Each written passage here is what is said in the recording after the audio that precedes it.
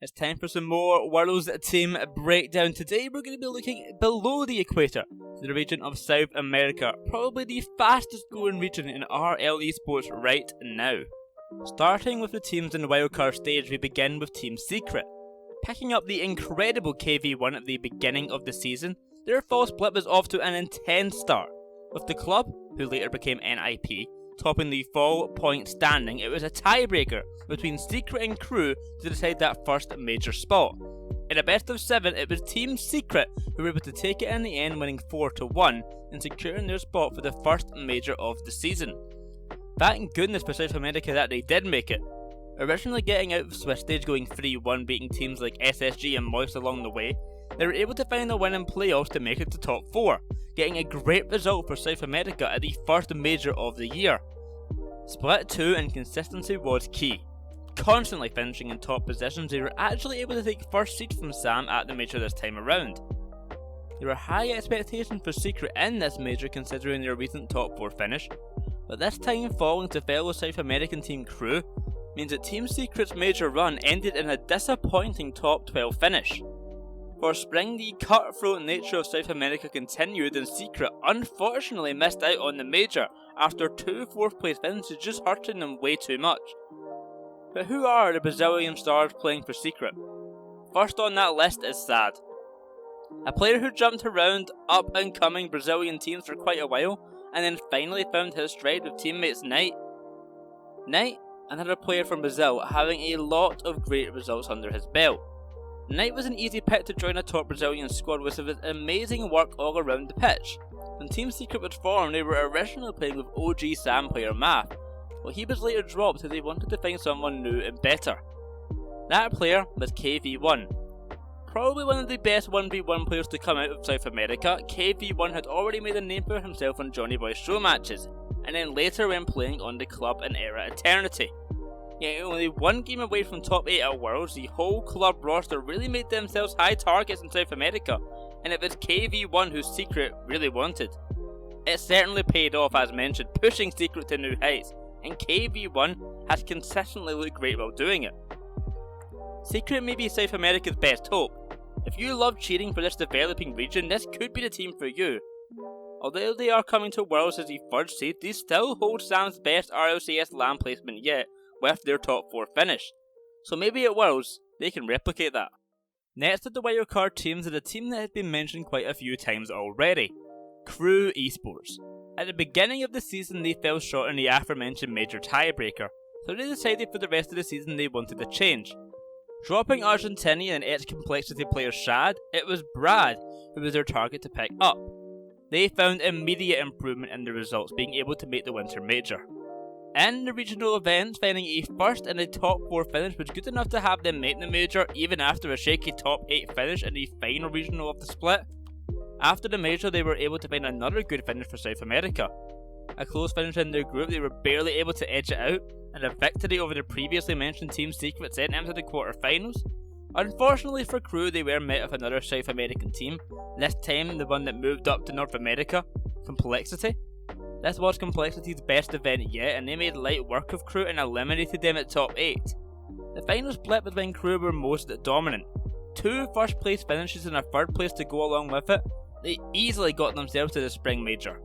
Unfortunately for the Brazilians, it was only last place to be found at this event, falling to Rule 1 who had made an incredible run, and falling to fall major champions, Gen G.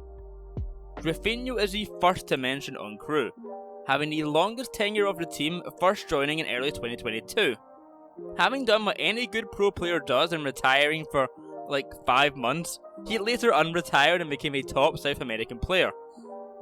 The 18-year-old has been working hard to get Kru to the top, and having a great final split, they certainly are looking like a South American powerhouse, thanks to Rafinho's hard work. Next to join the squad was Drops. Before joining Kru, he was often placing dead last in regionals, sometimes scraping a top 8. But for the 2022 season, that was all flipped on his head.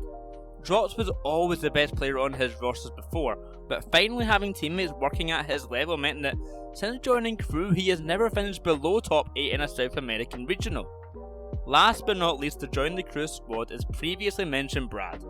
Playing on contenders endgame for the fall split of the season, a good performance made Kru snatch him up to look for some vast improvements, and improvements they certainly found. After Kru knocked his team out of major contention in fall, since joining this squad they have never missed a major again, going to both winter and spring, and now the World Championship. The only thing I wish is, for at some point we get a team of Brad, Shad and Sad. Kru might just be the best team for you if you want to support arguably the best team in SAM at this current time. The most recent split champion, they look dominant while doing so, and a little extra incentive for any football fans, the organisation is also owned by football legend Sergio Aguero.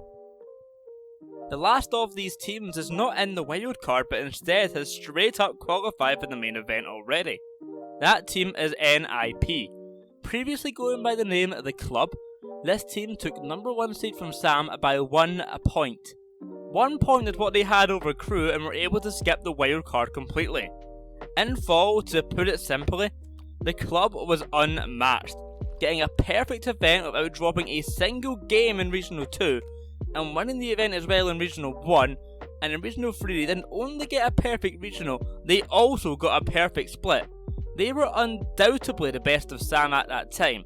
Unfortunately, for this powerhouse, they were hit by the SAM number 1 seed curse, where if you're top seed from SAM you always perform worse than the 2nd seed, and at a pitiful 12-14 finish, their dream split ended in the worst way imaginable.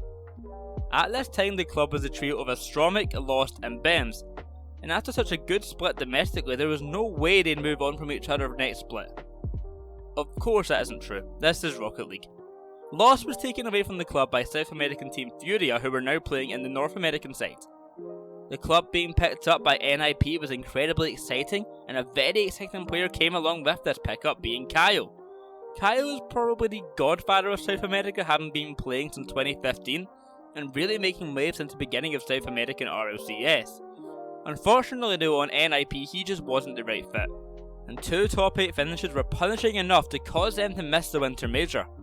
Kyle was then sent to the bench, and it was young star Mota who was brought in to replace him. A good final split sent NiP to the major, where they were able to edge out the world's main event spot.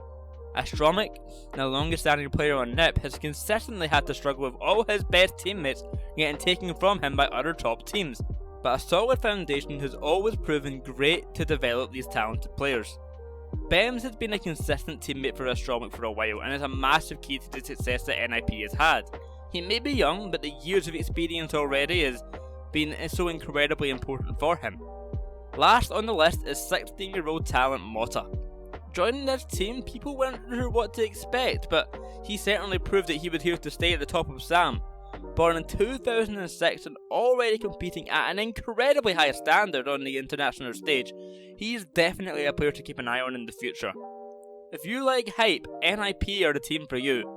Their pop-offs and their energy on stage is incredible and so much fun to watch. I always want them to win just to see their reactions.